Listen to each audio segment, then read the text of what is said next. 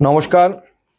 আপনারা জানেন সম্প্রতি জম্মু কাশ্মীরের পেহেলগাঁওয়ে ধর্ম জিজ্ঞেস করে প্রায় ২৬ জন হিন্দুকে গুলি করে হত্যা করেছে কাপুরুষ সন্ত্রাসবাদীরা, উগ্রপন্থীরা।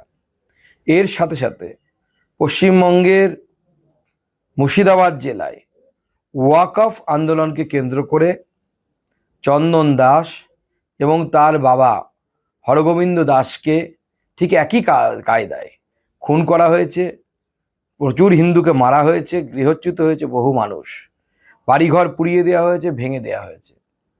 এই ২৬ জন হুতাত্মার আত্মার সদ্গতি কামনা করে আসুন আগামী ২৭ তারিখ সন্ধ্যে ৭টার সময় আমরা নিজের এলাকায় প্রদীপ জ্বালি।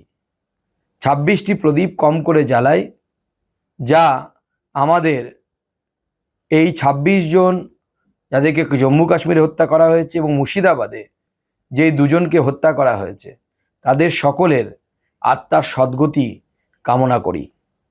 এবং আমরা এর মধ্যে দিয়ে বার্তা দিই, যেই সকল পরিবারের পাশে আমরা আছি, সাথে আমরা আছি। নমস্কার। নমস্কার। আপনারা জানেন সম্প্রতি জম্মু কাশ্মীরের পেহেলগাঁওয়ে ধর্ম জিজ্ঞেস করে প্রায় ২৬ জন হিন্দুকে গুলি করে হত্যা করেছে কাপুরুষ সন্ত্রাসবাদীরা, উগ্রপন্থীরা।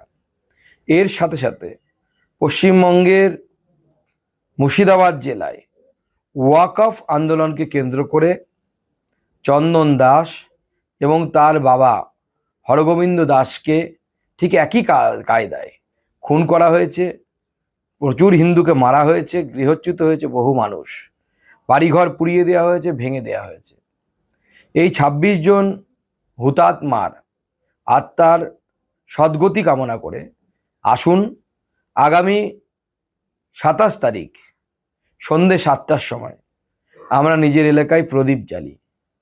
২৬টি প্রদীপ কম করে জ্বালাই, যা আমাদের এই ২৬ জন যাদেরকে জম্মু কাশ্মীরে হত্যা করা হয়েছে এবং মুর্শিদাবাদে যেই দুজনকে হত্যা করা হয়েছে তাদের সকলের আত্মার সদ্গতি কামনা করি।